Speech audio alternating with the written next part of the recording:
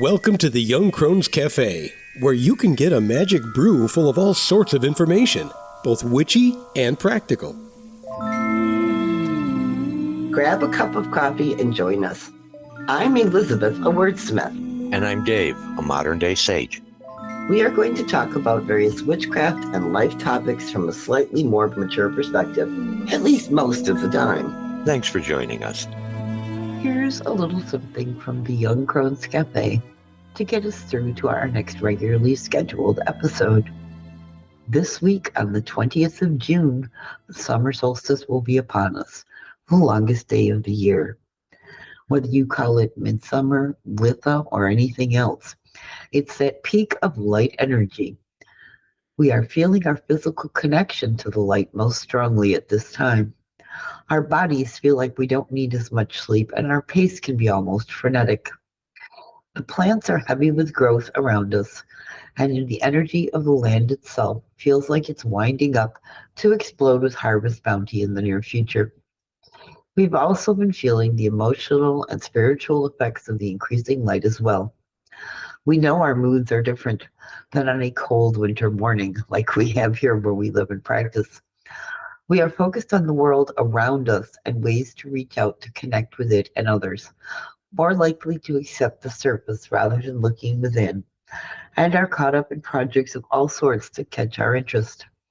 Our energy is expansive and flowing freely. We need to grab hold of the stability of earth and the coolness of water to stay balanced and not get carried away, rushing around starting too many projects which may cause our energy to be spread too thin. We need to be able to finish what we may have started. Because there is so much extra light in the morning and evening, we may forget that this day also marks the beginning of our slow return to the dark. The summer solstice itself is the date when we have the most hours of daylight and the fewest hours of darkness. The date shifts around each year to somewhere between June 20th and the 23rd. You can look up the exact date anytime if you want to. This is the peak time of light energy each year, but it is also the beginning of the dark half of the year for us, because from now on until the winter solstice, we will gain just a little bit of darkness each and every day. So it is time to relish the light and rejoice in the turn of the dark. You're welcome to perform this mini ritual that Sue and I did years ago, or create one of your own for the day of the solstice. We performed it in the afternoon, which is the peak type of sun for this day. And what you'll need, some of those transparent pony beads that are in all colors of the rainbow, a paper plate to hold things, a small teardrop prism that you can find at pretty much any craft store, and then some fishing line strong enough to hold your prism and your beads.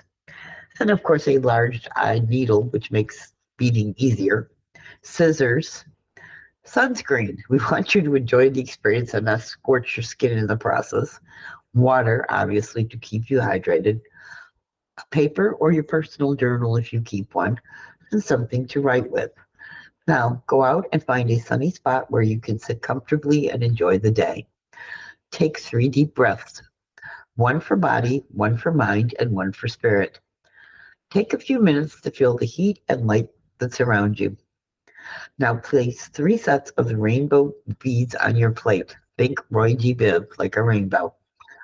Cut a 4-foot piece of that fishing line and thread the prism onto it. Move it to the middle and tie a knot to hold it in place.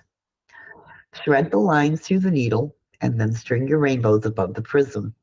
When you are done, knot the top, and then tie another knot an inch or 2 above your beads for a hanger and cut off the excess.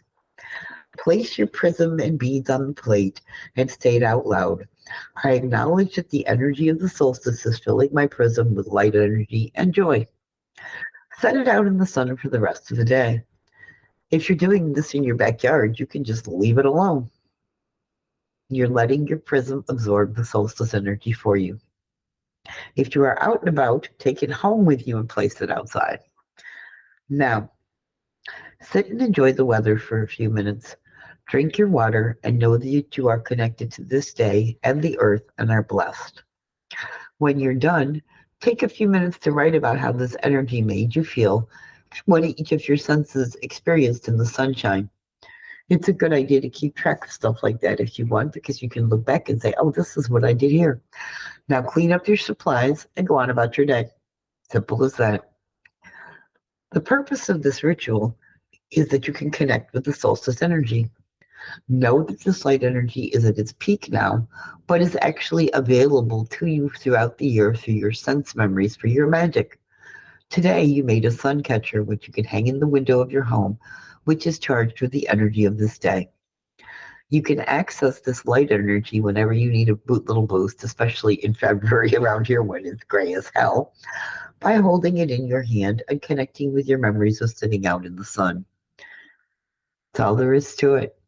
Enjoy the weather if you can. If it's too hot, put your beads out. If you thread your beads inside, at least looking out at the sunshine, put your beads outside to charge.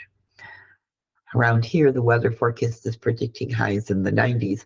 So if I was doing this ritual, you would find me inside in the air conditioning, relishing the sunshine through my nice big windows. So with that, may you have a blessed summer solstice. Have some fresh fruit. Berries are excellent this time of year. And until next time, may you find mirth and reverence in all things. Well, it looks like the coffee cups are empty for this week. We hope you join us again next Tuesday. But you can find us at our website, 2youngcrones.com. That's the number 2, Young Crones. We'd love to have you join our growing online Discord community. Check out our new Patreon presence. Just look for Young Crones Cafe. Through Patreon, you'll be able to make it to our Discord. We are also Young Crones Cafe on Twitter and Facebook. Until then, remember, we are witches who work with energies to effect change. We are believers in both immanent and transcendent divine. We are celebrants of the passage of the solar and lunar cycles. We are hedge walkers who pass back and forth between the worlds of the magical and the mundane. We are seekers of knowledge. And we are walkers of a spiritual tradition we call the path. So mote it be. So mote it be.